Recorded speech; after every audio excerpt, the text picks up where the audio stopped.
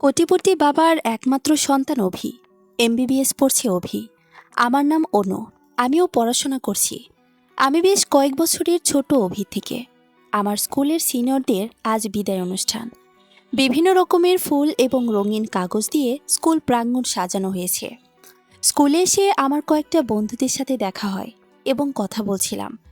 কিছুক্ষণ ওদের সাথে কথা বলে আমি বাহিরে গেলাম। হঠাৎ অভি আমার সামনে একরাশ লাল গোলাপ নিয়ে হাজির।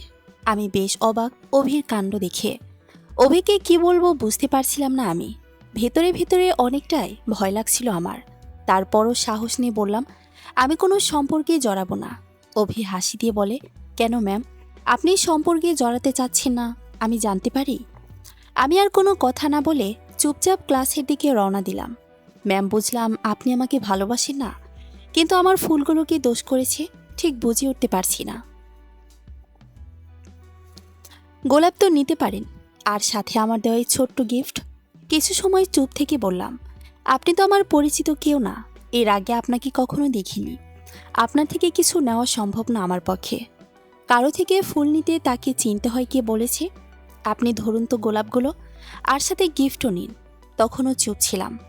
ভাবছিলাম ফুলগুলো নেওয়া কি ঠিক হবে আমার, হ্যাঁ কি না বলবো অভিকে। মনে মনে লাল গোলাপের জন্য বেশ দুর্বল ছিলাম, তাই আর না করতে পারলাম না অভিকে। গোলাপগুলো এবং গিফট নিয়ে চলে আসলাম অভির সামনে থেকে, কিন্তু অভি তখনও দাঁড়িয়েছিল। একা একা দাঁড়িয়ে মুচকি হাসছিল। আমিও লুকিয়ে দেখেছিলাম অভিকে। অনেক মিষ্টি দেখতে অভি, চোখ দুটোর প্রেমে হাজারবার পড়া সম্ভব, তবে খুব দুষ্ট প্রকৃতির। অভিকে প্রথম দেখায় আমার মধ্যে অন্যরকম এক ভালো লাগা কাজ করে। কিছুটা দুর্বল হয়ে পড়েছিলাম অভির প্রতি নিজের অজান্তেই। গোলাপগুলো এবং গিফট বক্স ব্যাগে নিয়ে গুজে বাড়ি ফিরি। সারাক্ষণ মন আনচান করছিল যে গিফটটা কী আছে জানার জন্য। রাতের খাবার তাড়াতাড়ি খেয়ে আমার রুমে চলে আসি। রুমে এসে তাড়াতাড়ি দরজা বন্ধ করে দিলাম। তারপর গোলাপগুলো ব্যাগ থেকে বের করে দেখছিলাম। হঠাৎ ফুলগুলোর মধ্যে একটা চিঠি পাই। চিঠি পেয়ে পড়তে শুরু করলি, তোমাকে কতটা ভালোবাসি আমি ঠিক জানি না, তবে আমার ভীষণ রকম তোমাকে ভালো লাগে। তোমার নিশ্চয়ই জানতে ইচ্ছে করবে যে আমি তোমাকে কিসের জন্য ভালোবাসি। তোমার হাসি, তোমার কথা বলার ধরন, তোমার চোখ দুটো, তোমার সব কিছুই আমার ভীষণ ভালো লাগে।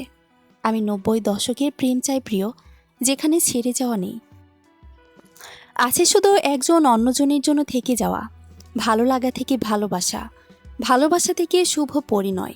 তারপর তুমি যতগুলো বেবি নাও আমার সমস্যা হবে না, তবে আমার একটা মেয়ে হলে মন্দ হবে না, বেশ ভালো হবে। অনেক আনন্দেই জীবন কাটাতে পারবো। ম্যাম, সারা জীবন আপনার সাথে কাটাতে চাই। আপনি রাজি হয়ে যান প্লিজ অনু।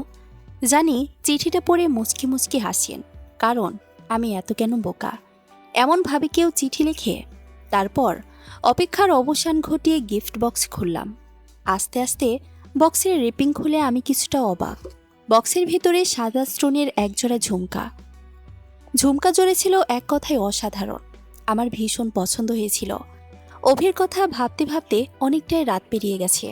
গোলাপগুলো পানিতে ভিজিয়ে রাখলাম এবং সাদা স্টোনের ঝুমকা জোড়া আলাদা একটা বক্সে রেখে দিলাম। চিঠি লুকিয়ে রাখলাম আমার প্রিয় বইয়ের ভাঁজে। ফটাফট শুয়ে পড়লাম, তবে ঘুম কিছুতেই আসছিল না। শুধু অভির কথাই ভেবে যাচ্ছিলাম। হঠাৎ কখন যেন ঘুমিয়ে গিয়েছিলাম। উঠে দেখি ঘড়িতে 7টা বাজে। তাড়াহুড়ো করে উঠে পড়ি, হাত মুখ ধুয়ে খাবার টেবিলে যাই, খেয়ে রুমে চলে আসি। রেডি হয়ে স্কুলে রওনা দিই। মাকে সকাল থেকে দেখছি না। মাকে না পেয়ে দাদাকে বলে স্কুলে রওনা দিলাম। আমরা 2 ভাই বোন। দাদা বড়, আমি ছোট। দাদার থেকে 6 বছরের। দাদার পড়াশোনা প্রায় শেষ, জবের জন্য অ্যাপ্লাই করেছে। বাবা মা দাদা এবং আমি মিলে আমাদের ছোট সংসার। গাড়ি পাচ্ছিলাম না, আবার স্কুলে দেরি হয়ে যাচ্ছিল। অবশেষে গাড়ি পেলাম। গাড়িতে করে স্কুলে পৌঁছালাম। হঠাৎ স্কুলের গেটের কাছে আমার চোখ আটকে যায়। অপলক দৃষ্টিতে তাকিয়ে আছে অভি। বুঝতে পারছিলাম আমার জন্যই দাঁড়িয়ে আছে। মুহূর্তের মধ্যে মন ভালো হয়ে যায় আমার, কিন্তু অজানা ভয় কাজ করছে আমার মধ্যে। চুপচাপ মাথা নিচু করে অভির সামনে গিয়ে চলে আসি। অভি কিছু বলল না, শুধুই তাকিয়েছিল। ক্লাস করে বের হয়ে দেখি অভি দাঁড়িয়ে আছে। আর অভির চোখ দুটো খুঁজে যাচ্ছে আমাকে। আমি আবারও চুপচাপ মাথা নিচু করে চলে আসি। আমার চলে আসায় অভির মুখ খানিকটা মলিন হয়ে যায়। আমারও মনে মনে বেশ খারাপ লাগলো। রোজ 2 বার অভির সাথে দেখা হয়, কিন্তু কথা হয় না। একদিন ফ্রেন্ডের কাছ থেকে জানতে পারি, যখন কেউ প্রপোজ করে তখন তার দেওয়া ফুল নেওয়া মানে তার প্রপোজাল অ্যাকসেপ্ট করা। এই কথাটা শুনে আমার ভীষণ লজ্জা লাগে, কারণ অভিকে ভাবছে সেই ভেবে লজ্জা লাগছে। ভাবতে লজ্জায় লাল হয়ে যাচ্ছি। লজ্জায় 3-4 দিন অভির সামনেই পড়িনি। অভির চোখে চোখ রাখতে লজ্জা লাগছিল ভীষণ। মনে মনে ভাবলাম, আমি ভুল তো কিছু করিনি। এটা ভেবে লজ্জা অনেকটাই কমে যায়। পরবর্তী দিন আমি স্কুল গেটের কাছে অপেক্ষা করি 9:30 পর্যন্ত, কিন্তু অভির দেখা মেলেনি। অনেক সময় দাঁড়িয়ে থাকায় পা ব্যথা করছিল। ক্লাসের সময় হয়ে গিয়েছিল, তাই আমি ক্লাসে চলে যাই। ক্লাস শেষ করে স্কুল ছুটি হয়। আবার স্কুল গেটের কাছে কিছু সময় দাঁড়িয়ে আছি যদি অভিকে দেখতে পাই, কিন্তু আজও দেখা হয়নি অভির সাথে। কেটে গেল বেশ কয়েকটা দিন। 15 দিন এর বেশি হলো অভির সাথে দেখা হয় না। যত দিন যাচ্ছে অভিকে আমার আরও বেশি মনে পড়ছে। পড়াশোনাতে ফোকাস করতে পারছি না। মনে হচ্ছে নিঃশ্বাস বন্ধ হয়ে যাবে। কি করব ভেবে পাচ্ছিলাম না। কোনো কিছুতে মন বসাতেই পারছিলাম না। আমি বেশ চঞ্চল প্রকৃতির মেয়ে, কিন্তু অভিকে দেখার পর থেকে আমি বেশ শান্ত স্বভাবের মেয়ে হয়ে যাই। দিন দিন মন খারাপের মাত্রা বেড়েই যাচ্ছিল। হঠাৎ মনে পড়ে, অভির দেওয়া প্রথম দিনের চিঠিতে অভি একটা ফোন নাম্বার দিয়েছিল। কিছু না ভেবে অভিকে কল করি। প্রথম কলে অভি ফোন ধরল না। ভীষণ মন খারাপ হলো আমার। রাগ করে আর ফোন করলাম না। 10 মিনিট পরে ওই নাম্বার থেকে কল আসে। আমি সাথে সাথে কল রিসিভ করলাম। অভির কণ্ঠ শুনে একদম চুপ হয়ে যায়। আবেগে কিছু বলতে পারছিলাম না। হঠাৎ ওই পাশ থেকে স্পষ্ট কণ্ঠে ভেসে আসছিল, অনু, কল করে চুপ করে কেন আছো? আর চুপ করে থেকো না। আমি জানি তুমি অনু। একটু তো কথা বলো অনু। তুমি খুব খারাপ, অনেক খারাপ তুমি। কোথায় ছিলে এতদিন? আমার সাথে কেন দেখা করনি? অভি: হ্যাঁ অনু, অনেক খারাপ আমি। অনেক দোষ করে ফেলেছি। অনু: হ্যাঁ, খারাপই তুমি। তুমি জানো আমার কতটা মন খারাপ হয়েছিল? অভি: অনু, এই কান ধরছি, আর ভুল হবে না। তুমি বলো, কেন এতগুলো দিন আমার সাথে যোগাযোগ করনি? একবারের জন্য দেখা করনি। বুঝলাম একটু হলেও তুমি দুর্বল হয়েছো আমার প্রতি। সব বলবো অনু, তবে এখন ঘড়ির দিকে তাকাও আর আমাকে বলো এখন কয়টা বাজে? এখন 3টা বাজে। তবে তুমি আমার প্রশ্নের উত্তর দিবে, তারপরে ঘুমাবো আমি। আচ্ছা বাবা, বলছি। 26 তারিখে তোমার সাথে দেখা করার জন্য 1 ঘন্টা আগে তোমার স্কুলে পৌঁছায়। 5 মিনিট পরে মায়ের ফোন আসে। মা তাড়াতাড়ি বাড়ি যেতে বলছিল, কারণ আমার ঠাকুমা খুব অসুস্থ ছিল। মা জরুরিভাবে যেতে বলছিল। তোমার স্কুলের পিয়ন কাকাকে জিজ্ঞেস করলাম স্কুল কখন ছুটি হবে। সে বলল আজ ছুটি হতে একটু দেরি হবে। তারপর আর দেরি করলাম না, তাড়াহুড়ো করে বেরিয়ে পড়ি। বাসায় গিয়ে ভেজা জামা কাপড় রুমে শুকাতে দিই। ঘরের জিনিসপত্র মোটামুটি কিছুটা গুছিয়ে বাড়ির উদ্দেশ্যে রওনা দেই। শুধু নিজে ফোন এবং ফোনের চার্জার নিয়েছিলাম। জামা কাপড় গোছানোর সময় পাইনি, তাই এগুলো নিয়ে বাড়ি গিয়েছি। বারবার মা কল করে যাচ্ছিল। বাবা গাড়ি নিয়ে আমাকে আগিয়ে নিতে আসছিল। বেশ ভালোভাবেই বাড়ি পৌঁছায়। বাড়ি পৌঁছে ঠাকুমার কাছে যাই আমি। ঠাকুমা খুব খুশি আমাকে দেখে। ঠাকুমা আমাকে কাছে নিয়ে অনেক আদর করে। বাড়ি যাওয়া 4 দিনের দিন ঠাকুমা মারা যায়। এরপর বাড়ির সব কাজ এবং বাড়ি আমাকে সামলাতে হয়েছে। তোমার ফোন নাম্বার আমার কাছে না থাকায় আমি কোনো রকম যোগাযোগ করতে পারছিলাম না। অনু: আমি ঘুম থেকে উঠে দেখি অভি কল কাটেনি। ওইদিকে মা সমানে অনু অনু বলে ডেকেই যাচ্ছে, কিন্তু মা আমাকে এখন কেন ডাকছে এত জরুরিভাবে? ঘড়ির দিকে তাকিয়ে দেখি সকাল 10টা 5 বাজে। একটু পরেই মনে পড়ল আজ গণিতের ক্লাস টেস্ট ছিল। টেস্টের কথা একদমই ভুলে গিয়েছিলাম। আমাদের গণিত স্যার ভীষণ রাগী, তবে আমাকে পছন্দ করে, কিন্তু পানিশমেন্ট সবার ক্ষেত্রে সমান।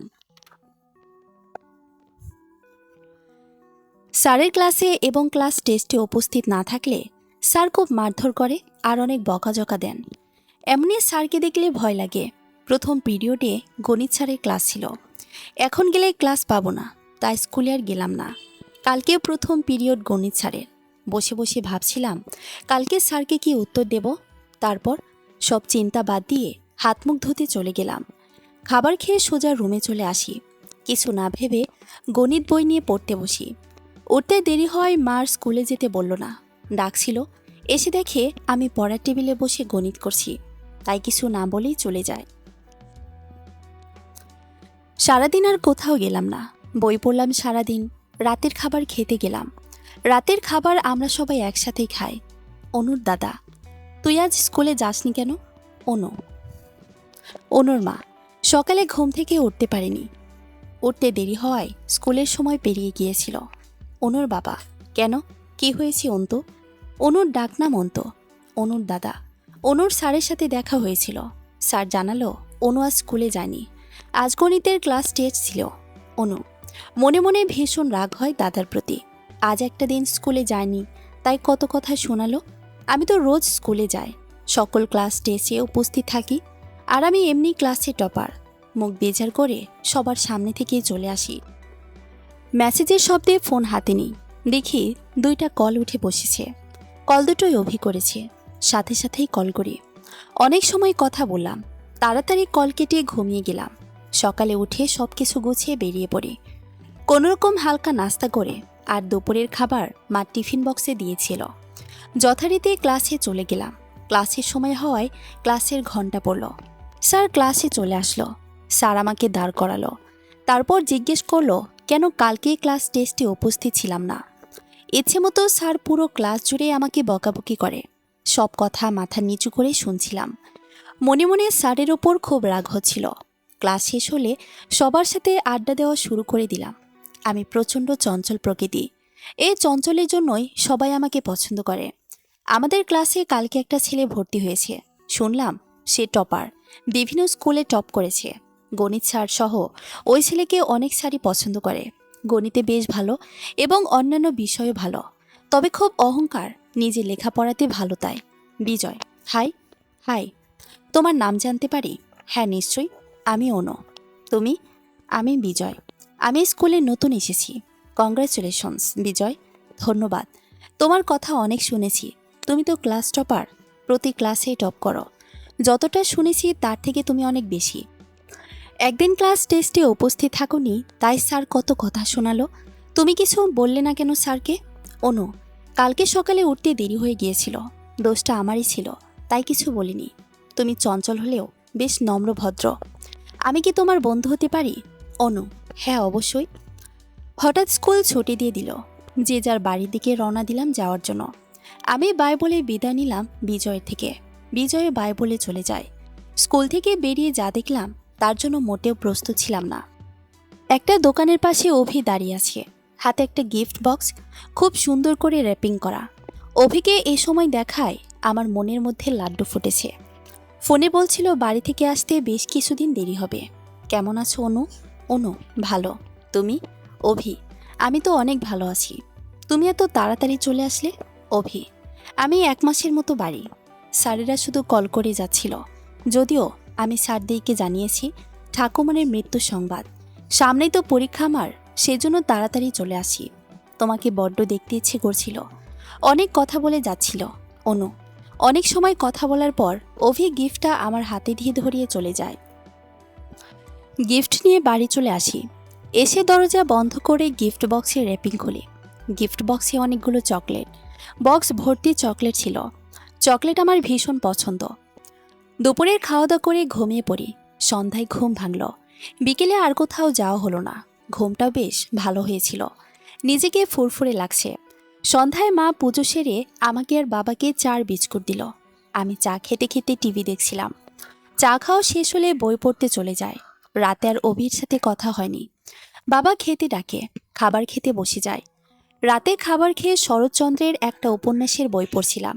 কিছু সময় পরে চোখে ঘুম চলে আসে। বই রেখে ঘুমাতে যায়। বাহিরে হালকা হালকা বৃষ্টি হচ্ছিল, কিছুটা শীত শীত লাগছে, তাই কাঁথা মুড়ি দিয়ে ঘুমিয়ে পড়ি। স্যারের টিউশন থেকে বের হয়ে তাড়াতাড়ি স্কুলে যায়। স্কুল গেটের সামনে প্রায় 15-20 মিনিট অপেক্ষা করি। অভিকে না দেখতে পেয়ে রাগে গজগজ করতে করতে ক্লাসে চলে আসি। ক্লাসে শান্ত, সুদীপ, বাবান, শুভ, মৌ, পূজা ওরা সবাই মিলে ব্রেঞ্চে বসে গল্প করছে। ক্লাসের রুমে গিয়ে ব্রেঞ্চে চুপচাপ বসে থাকি। শুভ, অনু, পরমাণু কেমন আছো? চুপ করে রইলাম। শুভ, কি হয়েছে আপনার? অশুভ, তুই সামনে থেকে যা বলছি। রেগে আছিস কেন? অনু, তুই যাবি চোখের সামনে থেকে? আমি রেগে আছি দেখে আর কিছু বলল না। ক্লাস শুরু হয়, ক্লাস করি। বাংলা স্যারের ক্লাস শেষ হলে টিফিনের ঘন্টা পড়ে। মা আজ টিফিন করে দিয়েছিল, কিন্তু আমার সময়ের অভাবে আনিনি। মিলি আর শিমুর সাথে দোকানে গিয়ে কেক আর কলা কিনে নিয়ে আসি। খাওয়া শেষ করে ক্লাসরুমে চলে আসি। ক্লাসে শুধু একটা ছেলে, বিজয়। বিজয় বসে বসে গণিত করছে। আমি, মিলি, শিমু, মিম, মৌ, শুভ্র সবাই গল্প করতে থাকি। কিছু সময় পরে আমাদের সাথে বিজয় জয়েন হয়। বিজয়, কেমন আছো অনু? অনু, ভালো। তুমি? বিজয়, ভালো। টিফিন করেছো? অনু, হ্যাঁ। তুমি? না। কেন? টিফিন হয় আমি জানি না, তাই বাসা দিয়ে টাকাও আনি হয়নি। বাসায় গিয়ে একবার খেয়ে নেব। আচ্ছা ঠিক আছে। আমার আর বিজয়ের অনেক কথা হয়। ক্লাস শুরু হয়, সবাই ক্লাসে মনোযোগী হয়। ম্যাম সুন্দর করে পড়া বুঝিয়ে দিচ্ছিল। দেখতে দেখতে ক্লাস শেষ হয়ে যায়। যে যার বাড়ি চলে যায়। আজ সারাদিনে অভির সাথে দেখা হয়নি। মন আনচান করে অভিকে দেখার জন্য। কিছু সময় মন খারাপ হয়, তারপর উঠে বই নিয়ে পড়া শুরু করি। রাতে সবার সাথে খেলাম না, আমার অনেক পড়া বাকি, তাই পড়াগুলো কমপ্লিট করছিলাম। মা আমার খাবার টেবিলে ঢেকে রেখেছে। আমি পড়া শেষ করে খেতে যাই। মাংস রান্নাটা আজ বেশ টেস্ট হয়। খুব তৃপ্তি সহকারে খাবার খাওয়া শেষ করি। রাত 1:07 বাজে। খাবার খেয়ে ঘুমাতে যাব, তখন কেউ আমার রুমে নক করে। দরজা খুলেই অভিকে দেখতে পাই। অভিকে দেখে আমি ভূত দেখার মতো অবস্থা। অভি কিছু না বলে রুমে ঢুকে যায়। রুমে ঢুকতে আমার ভয় লাগতে শুরু হলো। লাগাটাই স্বাভাবিক। আমি শব্দ করে বলি, অভি তুমি? অভি ওর হাত দিয়ে আমার মুখ চেপে ধরে, তাড়াতাড়ি দরজা বন্ধ করে দেয়। অভি, আজ রাতটা আমি তোমার বাসায় থাকবো অনু। অনু। অভির কথা শুনতেই আমার চোখ ছানা বড়া হয়ে যায়। অভি কি সব উল্টাপাল্টা বলছে? ওর কথা শুনে আমার মাথা কাজই করছে না। এ সময় আমার বাসায় আসা আমার মোটেও পছন্দ না। অভির রাতে আবার থাকতেও চাইছে, এটা কেমন কথা? অভি, অনু। অনু। অভির থেকে নিজেকে ছাড়িয়ে অভিকে রাগের মাথায় যা ইচ্ছে তাই বলেছি। অভিকে বলতে চেয়েছিল, কিছুই শুনতে চায়নি। অভিকে যা মুখে আসছিল তাই বলে যাচ্ছিলাম। মলির মুখে অভি একবার তাকালো। অভি কিছু না বলে শোষো করে রুম থেকে বেরিয়ে যায়। আমি কোনোভাবে আটকানোর চেষ্টা করিনি। চলে যাওয়ার পরে দরজা বন্ধ করে চুপ করে বসে রইলাম। টেবিলে তাকাতে দেখি একটা মিষ্টির বক্স। টেবিলের কাছে গিয়ে মিষ্টির বক্স খুলি। মিষ্টির বক্সে না, ওটা লাড্ডুর বক্স ছিল। রাগে লাড্ডুগুলো সব ফেলে দিই। লাড্ডুগুলো সব মেঝেতে গড়াগড়ি খায়। লাড্ডুতে আমার কোনো ভ্রুক্ষেপ নেই। বসে বসে রাগে ফুঁসতে থাকি। ঘণ্টাখানেক পর রাগ কিছুটা কমল। মনে পড়ল রাগের মাথায় অভিকে কি বলেছিলাম। এত রাতে অভিকে তাড়িয়ে দিলাম। এখন রাগ হচ্ছে নিজের প্রতি। দরজা খুলে বাহিরে যায়। অভিকে কোথাও দেখতে পেলাম না। সোজা বাড়ির সামনে গেটের কাছে গেলাম। বাহিরে প্রচুর অন্ধকার ছিল। ভালোভাবে কিছুই দেখা যাচ্ছে না। নিজের করা ব্যবহারে নিজে এখন অনুতপ্ত। রুমে এসে অভির নাম্বারে কল করি। অভির ফোন বন্ধ ছিল। তারপরও 15-20 বার কল করি, বারবার বন্ধ বলছিল। শুয়ে শুয়ে অভির কথা ভাবতে ভাবতে ঘুমিয়ে পড়ি। খুব সকালে ঘুম ভেঙে যায়। দেরি করে না উঠে পড়ি। ফ্রেশ হতে বাথরুমে চলে যায়। ফ্রেশ হয়ে বের হই। খেতে পেয়েছে, কিন্তু এখন খেতে ইচ্ছে করছে না। ড্রয়িং রুমে বাবা আর দাদা জমি জমা নিয়ে কথা বলছে। মা রান্না করছে আর গুনগুনিয়ে গান করছে। আজ ছুটির দিন, অনেক কাজ জমিয়ে রেখেছিলাম, সেই কাজগুলো কমপ্লিট করতে হবে। জামা কাপড় ছাদে শুকাতে দিই। ছাদে কিছু ফুল গাছ আছে আমার, ফুলপ্রেমী আমি, কিন্তু ফুল গাছের যত্ন করার সময় আমার থাকে না। সারাদিন পড়াশোনাতে বিজি থাকি। শুধু শুক্রবার আসা হয় ছাদে, তাও 2-1 ঘন্টার জন্য। নিচে গিয়ে সোফায় বসি। বেশ গরম লাগছে। অন্তু, অনু, 1 গ্লাস পানি নিয়ে আয় তো। আসছি। অন্তু, আমার জামা কাপড়গুলো মাকে ধুয়ে দিতে বলিস। আমি বিছানার উপর রেখে গেছি, হাতে ঘড়ি পড়তে পড়তে। অনু, আচ্ছা। অন্তু, তোর টাকা লাগবে? কিছু বলছিস না? চুপ করে কেন আছিস? এই নে, এই 500 টাকা। অনু হাত থেকে 500 টাকা নিয়ে দৌড় দেয়। পাগলামি দেখো, পাগলি একটা। কে নেবে বিয়ে করে এই পাগলিটাকে? মাথা নেড়ে হাসতে হাসতে। আইসক্রিম খাচ্ছি আর ফেসবুকিং করছি। হঠাৎ মিলি কল করে টিউশন স্যারের গণিত পড়া জানতে। আপন মনে নিজের রুমটাকে পরিষ্কার করছি। 1:25 বাজে। অনুর বাবা, মা অনু, বাজারে ব্যাগটা নেও তো। আসছি বাবা। অনুর মা, বাজারের ব্যাগ নিয়ে আমার কাছে আয়। আমার সাথে হাতে হাতে কাজগুলো একটু করে দে। সবজিগুলো সব গুছিয়ে রাখ আর চাল ধুয়ে দে। তাড়াতাড়ি কর, দুপুর হয়ে গেছে। অনু, দিচ্ছি। অনুর মা, তোর দাদা কোথায় গেল? অনু, জানি না, যাওয়ার সময় কিছু বলে যায়নি তো। অনুর মা, দুপুরে বাড়ি ফিরবে? কিছুই বলেনি। অনুর মা, কি খাবি? কি রান্না করব? কিছু একটা রান্না করো। রুমে এসে কল করি অভিকে, কিন্তু কল ধরছে না। হয়তো কোনো কাজে বিজি, কিন্তু মন মানছে না, বারবার কল করেই যাচ্ছি। কয়েকদিনে বিজয়ের সাথে বেশ ভাব জমে। বিজয় অনেকটা কাছের মানুষ হয়ে যায়, প্রায় সব কথাই শেয়ার করে। বিজয়ের মা নেই, ওর মা ক্যান্সারে আক্রান্ত হয়ে মৃত্যু হয়। ওরা 2 ভাই, বিজয় বড় আর ওর ভাই ছোট। বিজয়ের বাবা সামান্য বেতনের চাকরি করে। অল্প কিছু টাকা দিয়ে ওর বাবার সংসার চালাতে হিমশিম খেতে হয়। বিজয় নিজের মুখেই ওর দুঃখের কাহিনী বলে। ওর কথাগুলো শুনে বিজয়ের জন্য বেশ মায়া হয়। রোজই কল করে যেতাম, কিন্তু অভি কল ধরত না। বেশ কিছুদিন হলো কোনো যোগাযোগ নেই। তবে কি অভি ভুলতে চাইছে? বিকেল 5টা বাজে। টিউশনি থেকে বেরিয়ে বাড়ির দিকে রওনা দিই। রাস্তা দিয়ে একা একা হাঁটছি। সামনে কিছু পরীক্ষার্থীদের সাথে দেখা হয়। পরীক্ষার হল থেকে এক এক করে পরীক্ষার্থীরা বাইরে বের হয়। ভিড়ের মধ্যে অভিকে দেখতে পাই। মেডিকেলের ইউনিফর্ম পরে দাঁড়িয়ে আছে অভি। ওর কিছু ফ্রেন্ডের সাথে কথা বলছে পরীক্ষা সংক্রান্ত। আমি দৌড়ে গিয়ে পেছন থেকে জড়িয়ে ধরি অভিকে। অভি সামনে ঘুরে আমাকে দেখে বেশ অবাক। আমি আরও শক্ত করে জড়িয়ে ধরে কান্না করতে থাকি, হাত দিয়ে মারতে থাকি।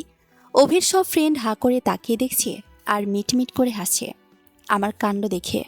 অভি ইশারায় সব ফ্রেন্ডের যেতে বলল। ওর কথায় সবাই চলে যেতে লাগলো এক এক করে। অভি, মারছ কেন? ব্যথা লাগছে আমার। এভাবে সবার সামনে জড়িয়ে ধরেছ, সবাই হাসছে। সামনে তাকিয়ে দেখো। হাসুক, আমার কি? বলে সামনে তাকায়। তখন কেউ ছিল না। আবার শক্ত করে অভিকে জড়িয়ে ধরে বলি, কেউ নেই তো। অনু, চলো বসে কথা বলি। না, আমি তোমাকে ছাড়ব না। অভির বুকে মাথা গুজে। অভি, তাই নাকি ম্যাম? আচ্ছা। অভি আমাকে কোলে তুলে রেস্টুরেন্টে নিয়ে যায়। খাবার অর্ডার করে। খাবার সামনে আগিয়ে দেয় অভি। তাড়াতাড়ি দাও, খিদে পেয়েছে। অভি, খাও। তুমি খাইয়ে দাও। খাইয়ে দিতে হবে? হ্যাঁ, এই বসে রইলাম। অভি, তোমাকে খাওয়ালে আমি কখন খাবো শুনি? অনু, আমার খাওয়া শেষ হলে। আচ্ছা। ম্যামের কথা না শুনে উপায় আছে? ম্যামকে যে ভালোবাসি। অনু, অভি, তুমি সেদিন অত রাতে আমার বাড়িতে কেন গিয়েছিলে? বাদ দাও অনু, তুমি বলো প্লিজ। মন্দিরে পূজা দিয়েছিলাম তোমার জন্য, প্রার্থনা করেছিলাম আমাদের সম্পর্কটার শেষ পরিণতি যেন বিয়ে হয়। সেই পূজার লাড্ডু তোমার জন্য নিয়ে যায়, নিজের হাতে খাওয়াবো বলে। সেদিন বাড়ি থেকে আসার কথা না, স্যার ফোন করায় চলে আসি এখানে। ভুলে চাবি বাড়ি ফেলে আসি। বাসার মালিককে কল করি। বাসার মালিক কাকা জানায় সে এখানে নেই, তার দেশের বাড়ি গেছে, আসবে কালকে সকালে। আমি তো চিন্তায় পড়ে যাই, কোথায় থাকবো আমি? কোনো ফ্রেন্ডের বাসা আমি ভালো করে চিনি না। পড়ে গেলাম বেশ মুশকিলে। তারপর তোমার বাসার কথা মনে হলো। ভাবলাম তুমি সবটা ম্যানেজ করে নিবে, কিন্তু তুমি ভুল বুঝলে আমাকে। তোমার বিহেভিয়ার একটু খারাপও লাগেনি। স্বাভাবিক, অত রাতে কোনো মেয়ের বাসায় কোনো ছেলের যাওয়া অপরাধ, কিন্তু মনে মনে বেশ খারাপ লাগছিল। আমি এখন কোথায় যাব তাই ভেবে। বাড়ি থেকে আসার সময় ফোনে চার্জও দিতে পারিনি। মন্দির থেকে বের হওয়ার সময় লক্ষ্য হয় ফোনে চার্জ নেই। তোমার বাসায় দিয়ে বের হয়ে দেখি বাহিরে ঘুটঘুটে অন্ধকার। চুপচাপ হাঁটতে থাকি। চারিদিকে কিছুই দেখতে পাচ্ছিলাম না, তাও হেঁটেই চলি। হাঁটতে হাঁটতে বিলের কাছে যাই, সেখানেই বসে পড়ি। বসে বসে বিলের পানিতে ঢিল ছুঁড়ছি থাকি। রাত শেষই হয় না, আমি শুধু প্রহর গুনতে থাকি। অবশেষে রাত পেরিয়ে সকাল হয়। উঠে পড়ি বিলের কাছ থেকে। 2-1টা লোকে জিজ্ঞেস করে রক্তিমের বাসায় যায়। রক্তিম দরজা খুলে বসতে বলে। রক্তিমকে বলি, এখন আমি ঘুম পারবো, সারাদিন জার্নি করে রাতে ঘুম হয়নি। 10টার দিকে আমাকে ডাক দিস, আর কিছু খাবারের ব্যবস্থা করিস। সারাদিনে তেমন কিছুই খাওয়া হয়নি। রক্তিম 10টা 6-তে আমাকে ডেকে তোলে। পরোটা আর ভাজি নিয়ে আসে আমার জন্য, সাথে ডিমও ছিল। ফ্রেশ হয়ে আমি আর রক্তিম খেতে বসি। বাসার কাছে গিয়ে এক কাকার ফোন থেকে বাসার মালিককে কাকাকে কল করি। বাসার মালিক কাকাকে জানায় সে বাসায় আসছে, তার বাসায় যেতে বলে। আমি আর দেরি করি না, সোজা মালিক কাকার বাসায় চলে যায়। সে চাবি দিলে রুম খুলি। রুম থেকে বইপত্র গুছিয়ে সোজা বেরিয়ে পড়ি মেডিকেলের উদ্দেশ্যে। ওই ফোনের সিম কার্ড আমার অন্য ফোনে সেট করি। ফোন চার্জে লাগিয়ে চলে যায়। অনু, সরি অভি, আমি আসলে বুঝতে পারিনি। কিন্তু তুমি যখন রাগ করনি তাহলে ফোন কেন তুলছিলে না? আমি কিছু মনে করিনি পাগলি। ক্লাস শেষ করে অনেক রাতে বাসায় আসি। ফোন খুলে তোমার অনেকগুলো কল দেখতে পাই। তখন ভাবলাম ফ্রেশ হয়ে রিল্যাক্সে ফোন করব তোমাকে। খিদে পেয়েছে তাই রান্না করতে চলে যায়। রুমটা বেশ অপরিষ্কার, তাই গোছানোর কাজে লেগে পড়ি। তারপর বই নিয়ে পড়া শুরু করি, কারণ আগামীকাল পরীক্ষা তার জন্য। ফোনের কথা মনে পড়ায় ফোন খুঁজতে থাকি। ফোন কোথাও খুঁজে পাই না। রাত তখন 3টা। ফোন না খুঁজে ঘুমিয়ে পড়ি। সকাল থেকে বিকেল পর্যন্ত ক্লাস, তারপর আবার পরীক্ষা এবং পরীক্ষার পড়া করা। একদমই সময় পাইনি ফোন খোঁজার। তোমার নাম্বার আমার মুখস্থ ছিল না। 4-5 দিন পরে ফোন খুঁজে পাই, তখন ফোন বন্ধ। ভাবলাম পরীক্ষা শেষ করে বাসায় এসে তোমাকে কল করব। এর মধ্যে তোমার সাথে দেখা হয়ে গেল। অনু চলো এখন বাসায় যাই। চলো। অভি, কি হলো অনু, দাঁড়িয়ে গেলে যে? কি দেখছো ওইদিকে তাকিয়ে? মিলি। মিলিকে? আমার বেস্ট ফ্রেন্ড মিলি। ও, তাহলে ভয় পাচ্ছ কেন? অনু, মিলিকে জানানো হয়নি তোমার কথা।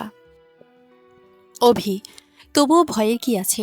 অনু, মিলি যদি সবাইকে বলে দেয়? মিলি আমাকে দেখতে পেয়ে দ্রুতগতিতে আমার আর অভির সামনে এসে দাঁড়িয়ে যায়। মিলি, তুই এখানে কেন? আর তোর সাথে কে? আমাদের টিউশন তো কখন শেষ হয়ে গেছে। অনু, কি বলবো মিলিকে ভাবছি। ঝটপট অন্য কিছু বুঝিয়ে ওকে বিদায় করতে হবে।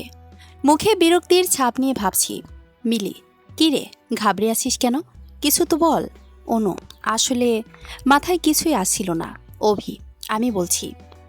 আমি আর অনু খুব ভালো বন্ধু, তবে বেস্ট ফ্রেন্ডের থেকে বেশি। বেশ কিছুদিন ধরে আমাদের পরিচয়। অল্প সময়ের মধ্যে খুব ভালো বন্ধু হয়ে গেছি আমরা। আসলে আমি বারণ করেছিলাম অনুকে আমার ব্যাপারে কারো কাছে না বলতে, এমনকি তোমার কাছেও। মিলি, আমি যা বোঝার বুঝে গেছি। কি ব্যাপার অনু, এত কিছু চলে আমি জানি না? কতদূর এগুলো? অভি সব দোষ ওর ওপর নিয়ে নিল, আর আমি কিছুই বললাম না। হেসে বাকি কথা বলতে থাকলাম। অভি বেশ হাসি তামাশা করতে থাকে মিলির সাথে। সন্ধ্যা হওয়ায় সবাই বাই বলে বিদায় নিলাম। আমি আর মিলে একটা রিক্সা করে বাসায় ফিরি। অভি দাঁড়িয়ে দাঁড়িয়ে ওর ফ্রেন্ডের সাথে কিছু একটা বলতে থাকে।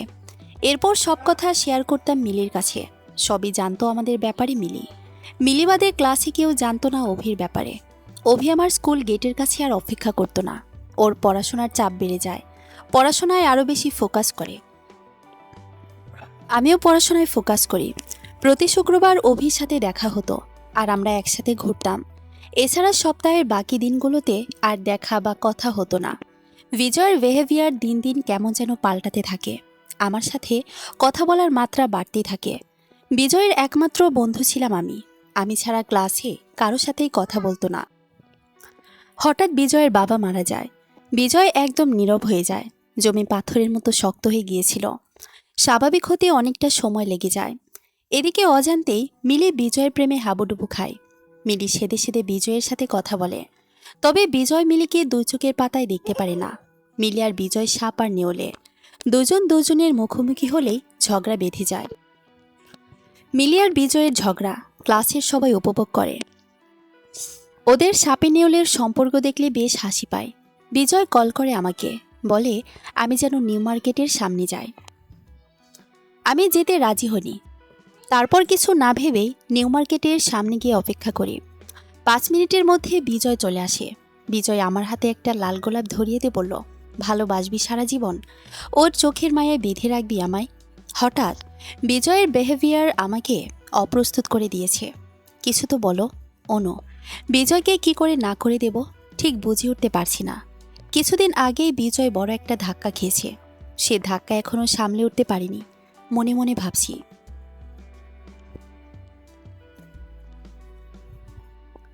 বিজয়, না বলার কোনো অপশন নেই, হ্যাঁ বলতে হবে। অনু, আমি একজনকে ভালোবাসি। আমাকে থামিয়ে বিজয় বলে উঠল, আমাকে তুই এ কথা কখনো জানাসনি অনু। অনু, আমি তোকেই ভালোবাসি, তোর জন্যই বেঁচে আছি। যতবার ভাবি মরে যাব ততবারই তোর মায়া ভরা মুখ আমার সামনে ভেসে আসে। বিজয় শোন। বিজয় কিছু সময় চুপ করে বসে রইল, কোনো কথাই বলল না। ওর চোখের জল কিছুতেই মানছিল না, শুধু গড়িয়ে পড়ছিল। আমার আর কোনো কথা না শুনেই হনহনিয়ে চোখের জল মুছতে মুছতে বেরিয়ে যায় বিজয়। আমার অজান্তেই চোখের কোণে জল চলে আসে। হঠাৎ লক্ষ্য হয় হাতের দিকে, বিজয়ের দেওয়া লাল গোলাপটা টলমল করছে। মনটা বেশ ভারী হয়ে আসে বিজয়ের জন্য। শেষে কিনা আমিও বিজয়কে কষ্ট দিলাম। দেখতে দেখতে কেটে গেল বেশ কয়েকটা বছর। অভির পড়াশোনা প্রায় শেষের দিকে। অভি এখন বাড়িতে থেকেই পড়াশোনা করে। ওর বাড়ি থেকে মেডিকেল কাছে, রোজ দেখা হয় না, তাই নিয়ম করে রোজ ফোনে কথা হয়। মিলি আজও সাহস করে বিজয়কে নিজের মনের কথা বলতে পারেনি। মিলি চাইছিল বিজয় ওর ভালোবাসা উপলব্ধি করে ওকে ভালোবাসুক। মিলি ভালো ফ্যামিলি থেকে বিলং করে। মিলেরা 2 বোন, মিলি বড়। মিলির বাবা 5 বছর ধরে বিদেশে আছে। এই 5 বছরে একবারও বাংলাদেশে আসেনি। মিলির জন্য ভালো ভালো বিয়ের প্রস্তাব আসে। মিলি সবাইকে না করে দেয়। সে জানায় সে পড়াশোনা করে নিজের পায়ে দাঁড়াতে চায়। মিলির কথায় সম্মতি জানায় মিলির বাবা। বাড়িতে মিলিকে সবাই খুব আদর যত্ন করে। মিলির কথায় বাড়ির শেষ কথা। ভালোভাবেই দিন কাটছিল। আমি আর মিলি একই কলেজে পড়াশোনা করি। বিজয় অন্য কলেজে পড়ে। সেই দিনের পর আর বিজয়ের সাথে আমার আর দেখা হয়নি। মিলির সাথে নাকি কয়েকবার দেখা হয়েছে। কলেজ থেকে এসে ব্যাগ, ঘড়ি, ছাতা, ফোন রেখে তড়িঘড়ি করে শাওয়ার নিতে চলে যায়। ঝর্ণা ছেড়ে আনন্দে শাওয়ার নিতে থাকি। ফোন বেজেই চলছিল। বেশ অনেকবার কল বাজছিল। আমি শুনতে পেয়েছিলাম, কিন্তু আমার শাওয়ার শেষ হয়নি, তার বের হলাম না। লাস্ট কলে আসতেই কেউ একজন কল ধরে নেয় আর হ্যালো বলে। শাওয়ার শেষ করে বাইরে বের হয়ে বেডের কাছে ফোন খুঁজতে থাকি।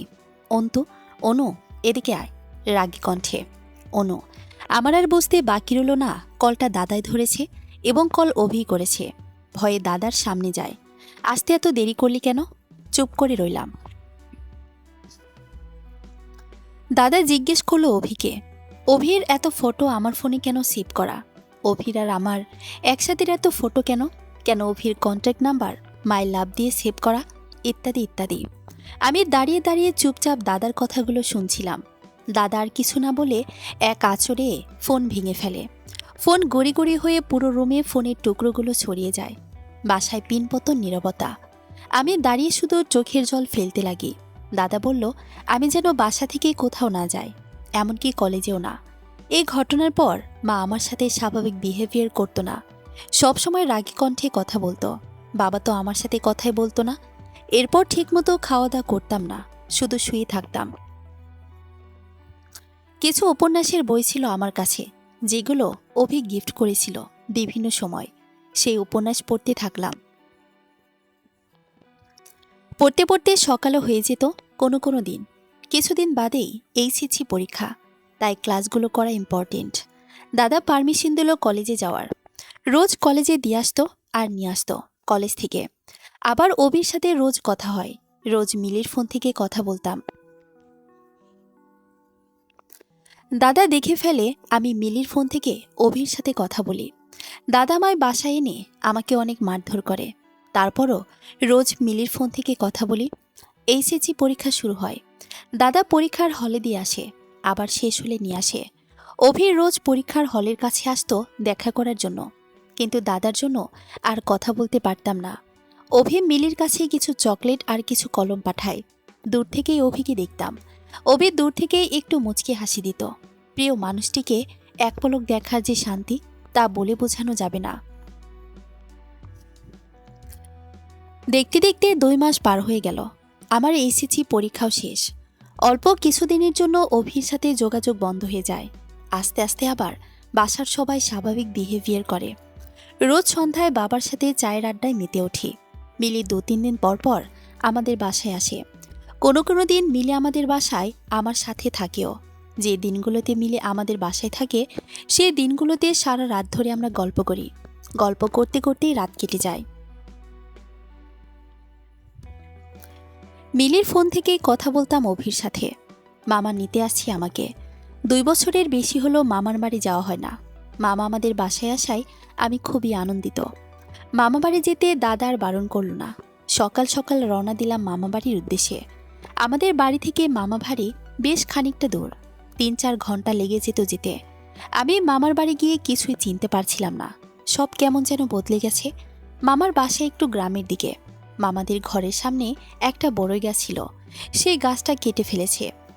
ছোট 2 ভাই বোন দুটো ছুটে আসলো আমার কাছে এসেও লজ্জা পাচ্ছে দুইজনেই। আমি ওদের কাছে গিয়ে ওদের আদর করি আর ব্যাগ থেকে কিছু চকলেট বের করে ওদের হাতে ধরিয়ে দিই। বাসে বসে ওদের কথা মনে করে কিনেছিলাম। ওরা দুজনেই খুশি চকলেট পেয়ে। ঘরের ভেতরে ঢুকতেই আমার মা আর মামার একটা ছবি দেখতে পাই। এই ছবিটা আমার জন্মের পর থেকেই দেখেছি। মা আর মামার অনেক ছোটবেলার ছবি, মামি অনেক যত্ন করে রেখেছে। দাদু দিদার কথা বেশ মনে পড়ছে। মামিকে খুঁজতে খুঁজতে রান্নাঘরে চলে আসি, দেখতে পাই রান্না করছে মামি। মামি খুব খুশি হয়েছে আমার বেড়াতে আসায়। মামির সাথে আমার খুব ভালোবাসে আমাকে। আমাদের দুইজনের মধ্যে সম্পর্ক বন্ধুর মতো, যদিও আমার আর মামির বয়সে পার্থক্য অনেক। মামি বেশ যত্ন করে রান্না করেছে, খেয়েই বুঝলাম। মামির সাথে বিকেলবেলাতে বেরিয়ে পড়তাম গ্রামটা ঘুরে দেখার জন্য। সন্ধ্যা হলেই চায়ের আড্ডা আর লুডো খেলায় বসে যেতাম। ছোট ভাই বোনদের সাথে এই কয়দিনে বেশ ভাব জমে। আমাকে ছাড়া ওরা দুজন কোথাও যায় না, সারাদিন আমার কাছেই ঘুরঘুর করে। খাওয়া দাওয়া, ঘুম সব আমার কাছেই। এভাবেই কেটে যায় 15 দিন। এবার আমার বিদায়ের পালা। দাদা বারবার কল করছে বাড়ি যাওয়ার জন্য। মামা একটু কাজে বিজি থাকায় আমাকে দিয়ে আসতে পারছি না। ছোট ভাই বোন দুটো কিছুতেই বাড়ি যেতে দিবে না। এই মুহূর্তে আমি কি সিদ্ধান্ত নেব বুঝতে পারছি না। ছোট ভাই বোনদের জোড়াজড়িতে আর কিছুদিন থেকে যাওয়ার সিদ্ধান্ত নিলাম। ওরা বেশ খুশি। সন্ধ্যায় মামা বাড়িতে দাদা উপস্থিত। কালকে নাকি আমাকে নিয়ে বাড়ি যাবে। মনটাই একটু খারাপ লাগছে, তবে বাড়ি মা বাবার কথাও মনে পড়ছে। ওদেরও দেখতে ইচ্ছে করে। বিকেলের দিকে বাড়ি এসে পৌঁছালাম। বাড়িতে কিছুদিন থেকে বাবার সাথে বেড়াতে গেলাম মাসি বাড়ি। মাসি বাড়ি বেশ দূরে না কাছেই। মাসির এক ছেলে, নাম পিয়াল। পিয়াল দাদা বেশ মিশুক আর রসিক। পড়াশোনা শেষের দিকে, তাই বাড়িতেই থাকে। সারাদিন দাদার সাথেই কাটাতাম। পিয়াল দাদা খুব সুন্দর করে কফি বানাতে পারে, তাই রোজ একবার কফি খাওয়া হয়। দাদার সাথে একটা বিষয়ে খুব মিল, দাদাও বই পড়তে পছন্দ করে। দাদার বইয়ের তাকে বিভিন্ন লেখকের বই রয়েছে। পিয়াল দাদার কাছে অনুমতি নিয়ে বই পড়ি। 5-6 দিন থেকে বাবার সাথে বাড়ি ফিরলাম। রুমে গিয়ে ফ্রেশ হয়ে নিলাম। দরজা বন্ধ করে ঘুমিয়ে গেলাম। রাতে আর ডিনার করলাম না। সকাল 10টা বাজে। মিলিটাকে ঘুম ভাঙল। মিলিকে পেয়ে তো মহা খুশি। তাড়াতাড়ি ফ্রেশ হয়ে গল্পে বসে গেলাম। এই কয়েকদিনে বেশ গল্প জমে গেছে। মামা বাড়ির এবং মাসি বাড়ির সব গল্প করি মিলির কাছে। মিলিও গল্প করতে থাকে। আমার আর মিলির খাবার আমাদের রুমে দিয়ে গেল মা। গল্প করতে করতে সকালের খাবার খাওয়া শেষ করি। মিলি দুপুর হতেই চলে গেল। আজ নাকি ওর বাসায় অনেক কাজ। আমার রুম পরিষ্কার করতে থাকি আর বাসারও অনেক কাজ করি। বিকেলে মায়ের সাথে একটু মার্কেটে যায়। বাসার কিছু জিনিসপত্র কেনার ছিল। রাতে মায়ের সাথে হাতে হাতে সব কাজগুলো গোছাতে থাকি। অনেকদিন পর সবাই একসাথে বসে ডিনার শেষ করি। সকাল 6টা বাজে। ঘুম থেকে উঠে মায়ের কাছে যাই। দেখি মা সব কিছু গুছিয়ে রাখছে। মা, দাঁড়িয়ে কি শুধু দেখবি?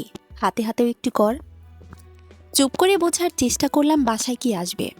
পেঁচার মতো মুখ করে দাঁড়িয়ে আছিস কেন? অনু, আমার খিদে পেয়েছে। মা, খাবার টেবিলে রাখা, খেয়ে নে। তাড়াতাড়ি খেয়ে আমার কাজে একটু হেল্প কর। এরপরও অনেক কাজ বাকি রয়ে গেছে। বাবা কোথায়? বাজারে। অনু, আর দাদা? মা, বাজারে। খেতে খেতে ভাবছি কে আসতে পারে বাসায়।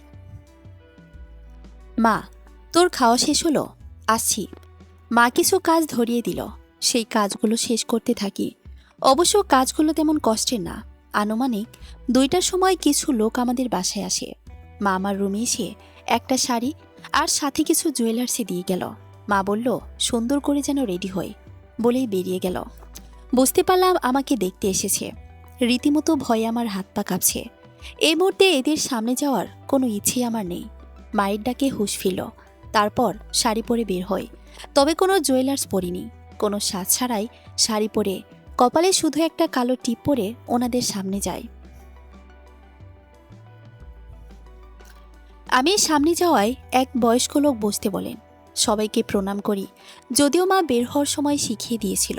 সবার মুখ দেখে বুঝতে পারলাম আমার বিহেভিয়ারে সবাই খুশি। আমাকে বসতে বলায় আমি মায়ের চোখের দিকে তাকাই। মা ইশারাতে বসতে বলে। আমি বসে পড়ি সোফার একপাশে। আমার নাম জিজ্ঞেস করলো একটা লোক। আমার মধ্যে বেশ ভয় কাজ করছিল। আমি মাথা নিচু করে বললাম। 4-5টা প্রশ্ন করলো, তেমন কিছুই জিজ্ঞেস করলো না। যা যা জিজ্ঞেস করলো সব কিছুরই উত্তর দিলাম। ঘটক এবং পাত্রসহ 10 জন এসেছে আমাদের বাসায়। সবচেয়ে বয়স্ক লোক একটা জুয়েলার্সের বাক্স বের করে বাক্স থেকে একটা নেকলেস বের করে নেকলেসটা আমার গলায় পরিয়ে দিল। আমি রীতিমতো অবাক, মুখ ফুটে কিছু বলছি না। একবার করুণ চাহনিতে মায়ের দিকে তাকালাম। এরপর বয়স্ক লোকটা আশীর্বাদ করে একে একে সবাই আশীর্বাদ করে। আর আশীর্বাদের সময় সবাই কিছু না কিছু দিল। চয়ন মানে পাত্র এসে আমার হাত বাড়াতে বলল। তখনও মায়ের দিকে তাকালাম। মা ইশারাতে বাড়াতে বলল। আমি ভয়ে ভয়ে হাত বাড়ালাম, তবে হাত কাঁপছে।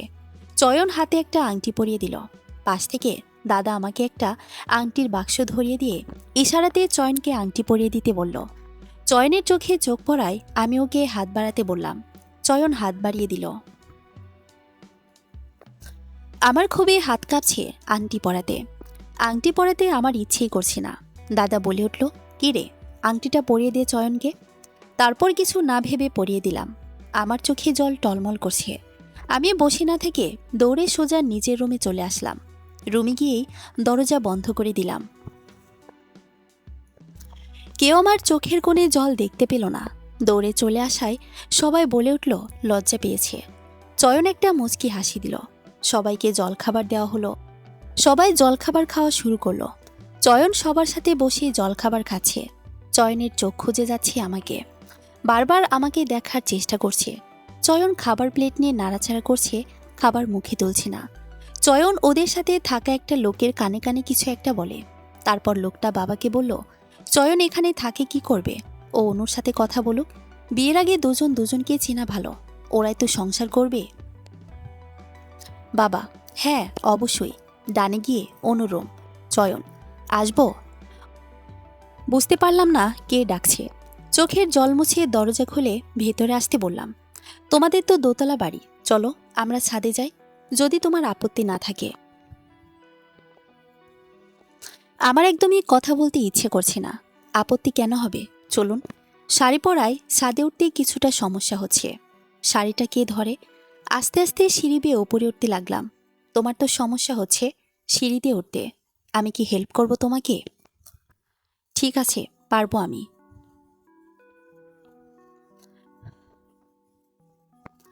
ছাদে গিয়ে দুজনেই অনেক সময় নীরব হয়ে বসে রইলাম।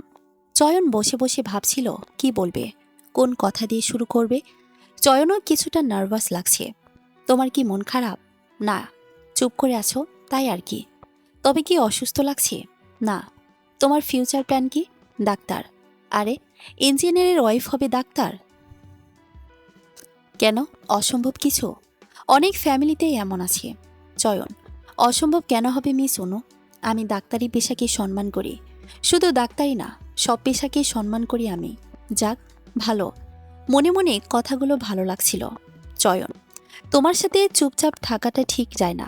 তোমার সাথে চঞ্চল ঠিক মানায়। আচ্ছা, একটু হেসে বললাম। এভাবে নানা রকম প্রশ্ন করে আমার ব্যাপারে জানতে চাই চয়ন। আমি ওর করা প্রশ্নের শুধু উত্তরই দিই, উল্টো প্রশ্ন করিনি। একটা লোক ছাদে ডাকতে আসে, ডেকেই চলে যায়। চয়ন বলল, ওটাই আমার বন্ধু সৌরভ। আমি আর চয়ন সিঁড়ি দিয়ে নামতে থাকি। আমার থেকে বেশ এগিয়ে চয়ন। পিছনে তাকিয়ে দেখে আমি বেশ পিছনে। আবার সিঁড়ি বেয়ে ওপরে ওঠে। চয়ন বলল, হাতটা ধরি। আমি হ্যাঁ অথবা না বলার আগেই হাত ধরে। তারপর সিঁড়ি দিয়ে নামতে শুরু করে। নিচে গিয়ে চয়ন সবার সাথে পরিচয় করিয়ে দেয়। সবার সাথে পরিচয় হওয়ায় আমার ভালো লাগার কথা, উল্টো মন খারাপ হচ্ছে। দুপুরে খাবার খাওয়া হলো। সবাই দ্রুততার সাথে খাবার খাওয়া শেষ করলো। বিয়ের দিন তারিখ ঠিক করা হলো। তারপর সবাই রওনা দিল। সবাই চলে যাওয়ার পর আমি নিজের রুমে এসে দরজা বন্ধ করে দরজার পাশে বসে কাটতে লাগলাম। মা, অনু বাহিরে আয়, অনেক কাজ পড়ে আছে, একটু গুছিয়ে দিত। আর দুপুরের খাবার তো খেলি না, খেয়ে যা তাড়াতাড়ি। আমি উঠে শাওয়ার নিতে চলে যাই, ফ্রেশ হয়ে খাবার খাই, হাতে হাতে কিছু কাজ গুছিয়ে দিই। বাবা আর দাদা কাগজ কলম নিয়ে কি যেন হিসাব করছে। এক কাপ চা হাতে নিয়ে নিজের রুমে যাই। চা খাওয়া শেষ হলে নিজের রুমে আর ভালো লাগছিল না, তার চায়ের কাপ রেখে ছাদে চলে যায়। একটা টুলের উপর বসিয়ে চাঁদ দেখতে থাকি। অজান্তেই চোখের কোণে জল আসে। আজ অভির কথা বড্ড মনে পড়ছে। হঠাৎ মা পেছন থেকে বলে উঠল, অনু, তোর ফোন। ফোন হাতে নিয়ে মায়ের সাথে নিচে চলে আসি। নিজের রুমে বসে চয়নের সাথে কথা বলতে থাকি। চয়নের পাশে বসে কে কে যেন আমার বলা কথাগুলো শুনছিল। কিছু সময় পর চয়ন তাদের ফোন ধরিয়ে আমাকে কথা বলতে বলে। আমি সবার সাথেই কথা বলি। কিছু সময় পর মা রুমে আসে। তখনও চয়নের সাথেই কথা বলছিলাম। মা পাশেই বসে রইল। অল্প সময় পর চয়ন কল কাটল।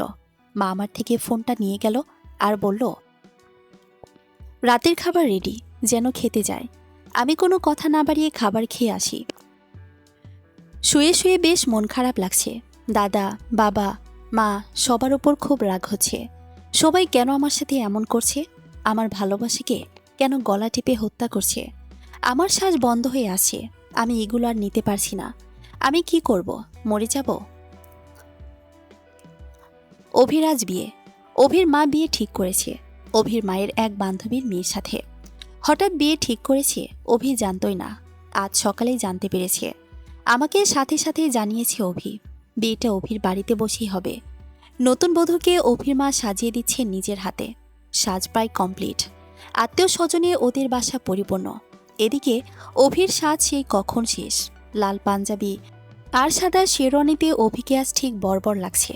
মাথায় টোপর, কপালে চন্দনের ফোঁটা, কিন্তু মুখে চিন্তার ছাপ। কখন তার প্রাণে প্রেয়সী তার সামনে আসবে, তার সাথে বিয়ে হবে, তাকে নিয়ে সুখে সংসার করবে। কিন্তু তার মা তো বিয়ে ঠিক করেছে অন্য মেয়ের সাথে। অভি অনেক কথা কাটাকাটি করেছে তার মায়ের সাথে, কিন্তু কোনো কাজ হয়নি। অভির মা তার সিদ্ধান্তে অটল। অভি কল করে আমাকে বলেছে আমি যেন বধূ সেজে ওর বাড়িতে যাই। অভি আমাকে বিয়ে করবে, আর কাউকে বিয়ে করতে সে রাজি না। আমি কিছু না ভেবে রেডি হই বিয়ের জন্য। নিজে নিজে বধূ সাজতে থাকি। বারবার শুধু ফোন করে যাচ্ছে অভি। ওর ফোনের জন্য ঠিকমতো রেডি হতে পারছি না। কিছুটা রাগ হচ্ছে ওর পর। চুপি চুপি বাসা দিয়ে বের হই। বাসার সবাই কোথায় জানি না। বাসা দিয়ে বের হয়ে বাস স্ট্যান্ডে আসি, কিন্তু কোনো গাড়ি পাচ্ছি না। অভি ফোন করে যাচ্ছে আর জিজ্ঞেস করছে কত দূর আসছি। আমার বেশ অসহ্য লাগছে। শীতকাল, তবুও শরীর বেয়ে ঘাম পড়ছে। চারিদিকে দিয়ে হালকা বাতাস বইছিল। হঠাৎ বাতাসটাও বন্ধ হয়ে গেল। এখন গরম আরো বেশি লাগছে। বিয়ের শ্বাসটা নষ্ট হয়ে যাচ্ছে। এখন শুধু গরমে হাঁপাচ্ছি। চোখ খুলতেই আবিষ্কার করলাম এটা তো আমার রুম। তাহলে এগুলো স্বপ্ন ছিল? মনটা খারাপ হয়ে গেল। অভিকে আমার বিয়ের কথা জানাতে পারলাম না। মিলিটাও আমাদের বাড়ি আসে না। কি জানি কি হয়েছে ওর। আর শুয়ে থাকতে ইচ্ছে করছে না। উঠে ছাদে যায়। ছাদের গাছগুলোর পরিচর্যা করি। গাছগুলো কেমন জানি নষ্ট হয়ে গেছে। নিচে গিয়ে দাঁত ব্রাশ করে নাস্তা করে নিলাম। বাবা বসে বসে কিছু একটার হিসাব মন দিয়ে করছে। বাড়িতে ডেকোরেশনের কাজ শুরু করে দিয়েছে। ডেকোরেশনের লোকগুলোকে দাদা কাজ বুঝিয়ে দিচ্ছে, কোথায় কি সাজাতে। এসব কিছুই আমার ভালো লাগছে না। আমি নিজের রুমে চলে আসি। এসেই একটা উপন্যাসের বই নিয়ে শুয়ে শুয়ে পড়তে থাকি। চয়ন ফোন করে। মা এসে ফোনটা আমার কাছে দিয়ে যায়। কিছু সময় কথা বলার পর কাজ আছে বলে ফোনটা রেখে দিই। তারপর ওই ফোন দিয়ে অভির নাম্বারে কল করি, কিন্তু নাম্বারটা বন্ধ বলছিল। তারপর 5-6টা মেসেজ লিখে সেন্ড করি। বেশ কিছু সময় ওয়েট করি রিপ্লাইয়ের জন্য, কিন্তু ওই পাশ থেকে কোনো রিপ্লাই আসে না। ফোন পাশে রেখে আবার উপন্যাস পড়তে মনোযোগী হই। মা আর দাদা মার্কেটে গিয়ে বিয়ের সব রকমের শপিং সেরে ফেলে। বিয়ের বেনারসি থেকে জুয়েলারি পর্যন্ত সব। ইদানিং মা নিজের মায়ের মতো না, সৎ মায়ের মতো বিহেভিয়ার করে। আমার ভালো লাগা মন্দ লাগা কিছুতেই সায় দেয় না। নিজেকে অবহেলিত লাগে, খুব একা লাগে। আমার মন খারাপে আরও কিছু যায় আসে না। ডিনারে সবাই একসাথে বসেছি। দাদা আমার সামনের চেয়ারে বসেছে। দাদার চোখে চোখ পড়ায় বলে উঠলাম, তুই আমার সাথে এমন কেন করছিস? তুই আমার ভালো দেখতে পারিস না, তাই তো? আমি ভালো থাকি এটা তুই চাস না? আমি একটু একটু করে শেষ হয়ে যায়, তাই তো তুই চাস? আমার বিহেভিয়ারে সবাই আমার দিকে অবাক হয়ে তাকিয়ে আছে, যেন নতুন কাউকে দেখছে। আমি বাসায় কারো সাথে উঁচু গলায় কথা বলি না, সবার হ্যাতে হ্যাঁ আর নাতে না। দাদাকে বাসায় সব থেকে বেশি ভয় পাই। আজ দাদার সামনেই দাদাকে এতগুলো কথা বললাম, তাও দাদার নামে। আমি ঠিক এগুলো নিতে পারছি না, সত্যি নিতে পারছি না। আর অভি আমার জীবনে থাকবে না এটা ভাবতেই পারছি না। দাদা সজোরে এসে আমার গালে একটা থাপ্পড় মারে। আমি গালে হাত দিয়ে দাদার দিকে একবার রাগী চোখে তাকিয়ে নিজের রুমে চলে আসি। বাবা, অন্তু, এই মুহূর্তে ওকে মারা ঠিক হয়নি। অন্তু, বাবা, ও কি সব বলছিল আমাকে? ও মুখে মুখে কথা বলছিল আমি নাকি ওর ভালো দেখতে পারি না, আমি কখনো ওকে কষ্ট দিই না। আর ও কিনা কি সব বলে আমাকে। থাক, ও তো ছোট, রাগের মাথায় বলে ফেলেছে। বাবা, আর কিছু বলিস না, রাগের মাথায় কিছু ফেললে তো সমস্যা। সকাল হতেই মামা মামি আমাদের বাড়ি চলে আসে। এ তো মন খারাপ, তাও কিছুটা ভালো লাগছে মামা মামিকে দেখে। বিকেলে মাসিসহ সকল আত্মীয় স্বজন আমাদের বাড়িতে চলে আসে। রাতে মামির ফোন থেকে 10-12টা মেসেজ পাঠায় অভিকে, কিন্তু কোনো রিপ্লাই নেই। রাতটা কোনোভাবে কেটে যায়। সকাল হতে দধিমঙ্গলের অনুষ্ঠান শুরু হয়। সবাই আনন্দের সাথে অনুষ্ঠান পরিচালনা করছে। আমার মনে হচ্ছে আমাকে আজ সবাই মিলে গলা টিপে মেরে ফেলছে। মুখে এক ফোঁটা হাসির চিহ্নটুকুও নেই। অনুষ্ঠান শেষ হতে রুমে গিয়ে শুয়ে পড়ি। পাশে একটা ফোন দেখতে পাই। সেই ফোন দিয়ে অভিকে কল করি, কিন্তু বারবার ফোন বন্ধ বলছে। তবে কি অভি ইচ্ছে করে ফোন বন্ধ করে রেখেছে? আমার ভাবনায় ছেদ ঘটিয়ে মামি বলে ওঠে, কিরে, শুয়ে আছি যে, খিদে পায়নি? ওর তাড়াতাড়ি আর দই চিড়া খেয়ে নে। মামি নিজের হাতে করে খাইয়ে দিল। মাকে সেই সকালে দেখেছি, তারপর থেকে আর দেখিনি। খাওয়া শেষ হলে মামি চলে যায়। মামি যাওয়ার পর আমি আলমারি থেকে অভির একটা ছবি বের করে মনোযোগ সহকারে দেখতে থাকি। হঠাৎ আবার মামির ডাক। আমি তাড়াতাড়ি করে ছবিটাকে লুকিয়ে রাখি। মামি আর 2-3টা দিদিরা মিলে আমাকে একটা হলুদ শাড়ি আর কিছু গহনা দিয়ে যায়। আমি যেহেতু সব স্টাইলের শাড়ি পরতে পারি, তাই আমার কাছে শাড়ি রেখে ওরা চলে যায়।